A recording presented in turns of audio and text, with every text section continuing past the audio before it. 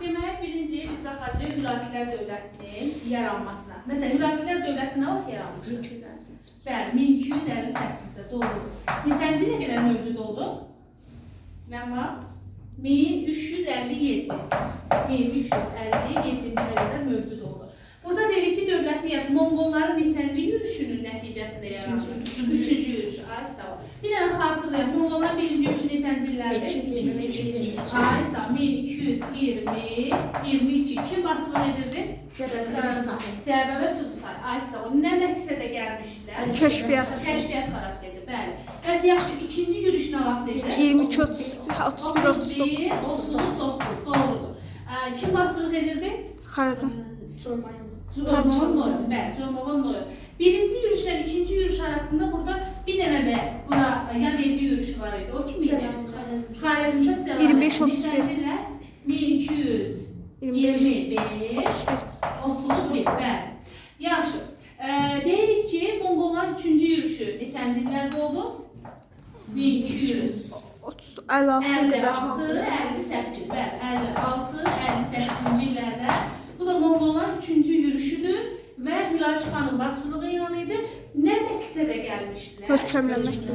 Möhkəmləmək və burada müstəqil fəaliyyət göstərən feodallar var ki, onları yenidən tabi eləmək məqsədindən gəldilər və bunun nəticəsində 5-ci Monqol ulusu olan Hülakülər dövləti yarandı. Hülakülər dövlətində biz Qazan xanı keçdik. Qazan xan dedi ki, islahatları vardı, dövləti gücləndirmək üçün bir sıra islahatlar keçirmişdi. Məsələn, hansı sahələrdə? Din, məhkəmə, ticarət, ticarət, vergi, torpaq, bir də rabitə. Bəli, 6 sahədə islahat keçirmişdi. Yəni biz bunun islahatlarına keçən səfər danışmışıq deyil, bu səfər daha o xırdalığa getməyəcək.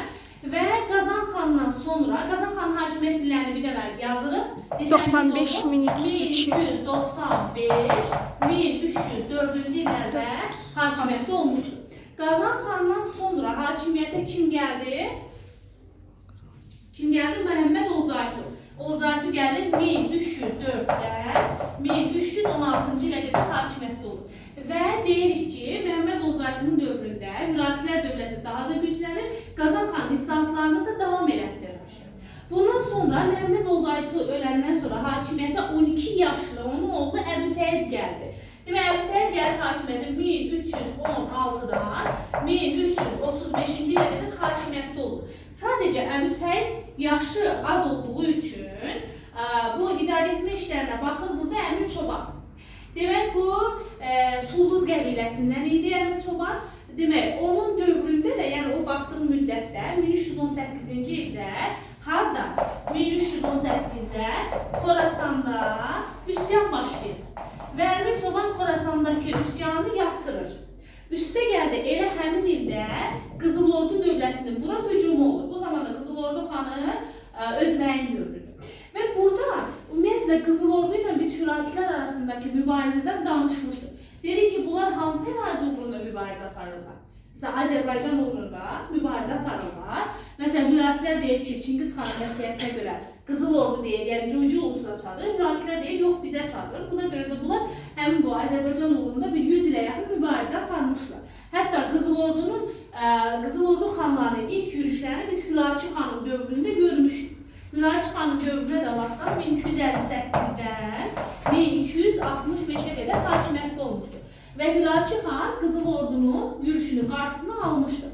Sonra da biz dedik ki, Əmir Çoban 1318-də yürüşün qarşısını aldı. Bundan sonra hətta burada Əmir Çoban öz mövqeyini gücləndirmək üçün öz qızını Əbu Səidə ələ vermişdir. Daha sonra burada 1319-cu ildə, buradan yazılır, 1319-cu ildə Hülakülər, yəni Əbu Səidə qarşı bir sıra ərazilərdə üsyanlar baş vermişdir. Məsələn, Naxçıvanda, Sultaniyədə, Gürcüstanda deyək ki, üsyanlar baş verir. Əbu Səid həmin üsyanları yatırır, hətta Bahadır ləqəbini də almışdır. Bahadır ləqəbini almışdır. Bundan sonra bu Əmir Çobanın və onun oğlanlarının görür ki, yəni mövqeyi güclənir. Ona görə də 1328-ci ildə Əmir Çobanı və onun iki oğlunu aradan götürür. Daha sonra 1335-ci ildə demək, Qızıl Ordunun bura növbəti yürüşü olur. Qızıl Ordu xanı bura növbəti yürüşü olur 1335-də. Gürçay sahilində baş verən döyüşdə Əbu Səid bunları buradan qovub çıxardır. Amma həmin ildə özü də öldürülür. Bundan sonra biz baxacağıq burada nə? Bu hissələr aydın olur? Aysa. Gəlirik nəyə? Əbu Səiddən sonra burada deyək ki, qarşılıqlıq yaranır. Hakimiyyət uğrunda mübarizə və burada hakimiyyət uğrunda Cəlalilər, Çobanilər, bir də Şirvanşahlar mübarizə aparır. Burada Cəlalilər, Çobanilər, bir də hansılar? Şirvanşahlar. Şirvanşahlar mübarizə aparır. Və burada qalib gəlir Çobanilər. Şeyx Həsən Çobani. Şeyx Həsən Çobani qalib gəlir və 1338-ci ildən 1357-ci ilə qədər burada Çobani, yəni Hülakilər dövlət olaraq Hülakilər dövlətidir. Amma faktiki olaraq hakimiyyət Çobanilərin əlindədir. Və Çobanilər 1338-dən 1357-ci ilə qədər Hülakilər dövlətini idarə edirlər. Sadəcə burada faktiki hakimiyyət bunların əlindədir. Çünki öz adlarına xütbə oxutdurmurlar, öz adlarına pul kəsdirmirlər, öz adlarına fərman vermirlər. Çünki mövcud hakimiyyət məhz Hülakilərə məxsusdur ona görə. Bunlar sadəcə dövləti idarə edirlər faktiki olaraq. Ondan sonra 1344-cü ildə hakimiyyətə gəlir Məlik Əşrəf. Və 1357-yə qədər hakimiyyəti olacaq. Məlik Əşrəfə qarşı 1344-də Təbrizdə üsyan baş verir və həmin bu üsyanı Məlik Əşrəf yatırdı. Ümumiyyətlə, bunlar dövləti, yəni əhaliyə qarşı zülümkar idilər, həddindən artıq vergi alırdılar və əhaliyə qarşı olan zülüm əhalinin narazılığına səbəb olmuşdur. Baş verən üsyanlar da onu üsyanlarda yatırırdılar. Daha sonra isə 1357-ci ildə əhali Qızıl Orduya müraciət edir. Qızıl Ordu xanım dövrdə kim idi? Canı bəy. Və Canı bəy 1357-ci ildə gəlir. Buradakı, yəni Məlik Əşrəfin hakimiyyəti başa çatır 1357-də və bununla da edam olunur Məlik Əşrəf. Bununla da Hülakilər dövlətinin hakimiyyəti sona çatır. Yəni Çobanilərin hakimiyyəti ilə bir yerdə Hülakilərin də o mövcud olduğu dövr süquta uğrayır. Yəni 1258-ci ildə yaranan Hülakilər dövləti 1357-ci ildə Qızıl Ordu xanı Canı bəy tərəfindən süquta uğradır. Və buranın idarəsini Qızıl Ordu xanı Canı bəy öz oğlu Bərdi bəyə tapşırır və deyək ki, Qızıl Orduda nəsə bir siyasi narazılıqlar var idi. Bu səbəbdən geri qayıdır öz ölkəsinə. Az bir müddətdən sonra Qızıl Ordu xanı ölür, yəni Canı bəy ölür deyə oğlu Bərdi bəy buranı tərk edir. Yəni, belə deyim ki, Qızıl Ordunun Azərbaycandakı ağalığı qısa çəkir. Cəmi 1357-ci ildə, yəni təxminən bir 2 ay müddəti. Bundan sonra biz burada baxacağıq nəyə? Cəlalilərə. Görək bu cəlalilər kimlər idi? Bu cəlalilər, məsələn, dedim axı, Hülaki hakimiyyəti uğrunda bu Azərbaycanda hakimiyyətə gəlmək uğrunda Cəlalidir, Çobanidir, Şirvanşahlardır, mübarizə aparırlar. Burada Çobanilər qalib gəldi və Çobanilərə məğlub olan cəlalilərdən Böyük Həsən idi. Bu, yəni Şeyx Həsən, burada da Həsəndir, burada da Həsəndir. İndi Həsəndən boluq. Demək, burada Cəlali Bağdada gedir Şeyx Həsən və burada 1340-cı ildə paytaxtı Bağdad olan neyini? Cəlalilər dövlətini yaradır. Daha sonra bu cəlalilər 1359-cu ildə Azərbaycana yürüş edirlər. Bu zamanda hakimiyyətdə kimdir? Şeyx Üveysdir. Şeyx Üveys 1354-dən 74-ə qədər hakimiyyətdə olur. Yəni 1340-dan 1300 buraya yazar, 54-ə qədər Şeyx Həsəndir. Bundan sonra isə Şeyx Üveys gəlir və Şeyx Üveys, yazaq bura Şeyx Üveys Azərbaycana yürüş edir. 1359-cu ildə Təbrizi tutur. Təbrizi tutmağın Azərbaycanın, yəni daha doğrusu Kür çayının cənubdakı torpaqları özündən asılı vəziyyətə salır. Amma şimal qalır. Yəni 1358-59-da şimala hələ ki dəymir. Bir də Şeyx Üveysin hakimiyyət illərini dedik, 1354-74-cü illərdə hakimiyyətdir. Təbrizi tutdu. Hətta burada quruculuq işləri apardı, qayda qanun yaratdı, Təbrizdə dövlətxana sarayını inşa etdirdi və s. Yəni burada normal quruculuq işləri aparmışdı. Daha sonra isə nə vaxt 1367-ci ildə Şeyx Üveys Şirvanşahları da özündən asılı vəziyyətə salaraq nə edir? Azərbaycanı tamamilə Cəlalilər dövlətindən asılı vəziyyətə salıb. Nə vaxt? 1367-ci ildə. Yəni 1359-cu ildə Kürdən cənubdakı torpaqlar asılı vəziyyətə düşür. 1367-ci ildə artıq Kürdən şimaldakı torpaqlar da, yəni Şirvanşahlar dövləti də asılı vəziyyətə düşmüşdür. Bunun bir səbəbi də biz Şirvanşahlar mövzusunda buna toxunacağıq. Şirvanşah burada deyək ki, Kavus ibn Keykubat idi hakimiyyətdə. Kavus ibn Keykubadın Təbrizə yürüşü Şeyx Üveysin Şirvanşahlar üzərində yürüşünə və ondan asılı vəziyyətə salmasına gətirib çıxartmışdı.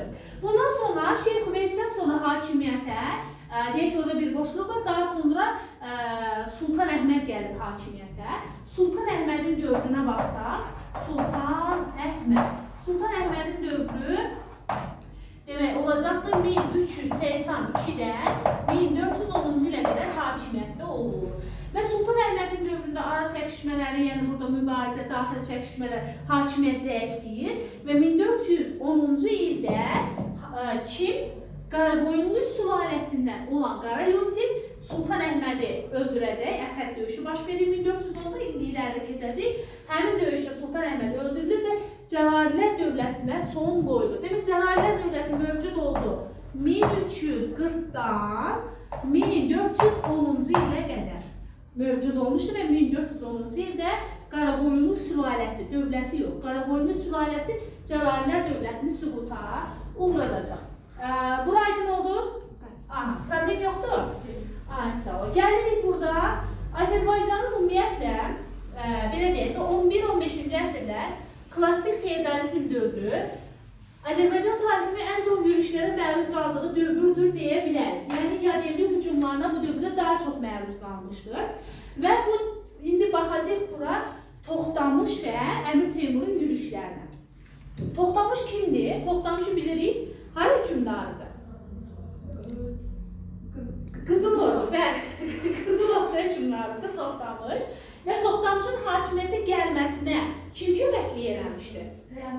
Bəli, Əmir Teymurun köməkliyi ilə 1380-cı ildə Toxtamış Qızılorduda hakimiyyətə gəlmişdir. Biraz Toxtamışın xatırlayaq. Demək, Toxtamış dedik ki, nə vaxt hakimiyyətə gəldi? 1395-ci illərdə hakimiyyətdə oldu. Daha sonra Toxtamışın Əmir Teymurun hakimiyyəti altında olan ərazilərə yürüş etməsi Əmir Teymurla Toxtamışın münasibətlərini pisləşdirir, yəni ziddiyyət yaradır burada. İndi biz baxacağıq Toxtamış, yəni Qızılordu hökmdarının Azərbaycana yürüşü. Azərbaycana nə vaxt yürüş eləmişdir? 1385-ci ildə 90 minlik qoşunla hardan? Şimaldan, yəni Dərbənd istiqamətindən yürüş eləmişdir. Bəs Əmir Teymur gələndə hardan gəlir? O cənubdan gəlmişdir. Bəli. İndi burada bu gəlir, Təbrizi mühasirəyə alır. Təbrizdə də kimi dövr olacaq bu dövrdə? Bayaq dedim, 1359-cu ildə Təbrizi tutan kimi idi? Şeyx Üveys, Cəlalilər. Yəni Təbriz 1410-a qədər Cəlalilərin paytaxtı olubdur. Və burada da hakimiyyətdə hələ ki kimdir? Seyid Əhməd, daha doğrusu Sultan Əhmədin dövrüdür. Sultan Əhməd Bağdada gedir. Gəlir bu Təbrizi mühasirəyə alır. Təbriz əhalisi də yəni bura döyüşə hazırlaşırlar. Nəysə, Toxtamış bunları dilə tutur, yəni ki, şəhərə toxunmayacaq, əhaliyə toxunmayacaq. Əhalini buna inandırır. Əhali də Toxtamışa veriləcək xəracı toplamağa başlayır. Sülhə aldanır və silahı qoyur yerə. Bundan sonra Toxtamış ordusunu Təbrizə daxil edir və 8 gün Təbriz Toxtamışın ordusu tərəfindən qətl və qarətlərə məruz qalır. Bundan sonra, demək, Təbrizi tutandan sonra Marağanı tutur, Marağaya yönəlir. Artıq eşidir ki, Əmir Teymur Azərbaycana yürüşə gəlir 1386-cı ildə. Demək, bu neyir? Əsir və qənimətləri də götürərək yenidən öz ölkəsinə Volqa boyuna qayıdır.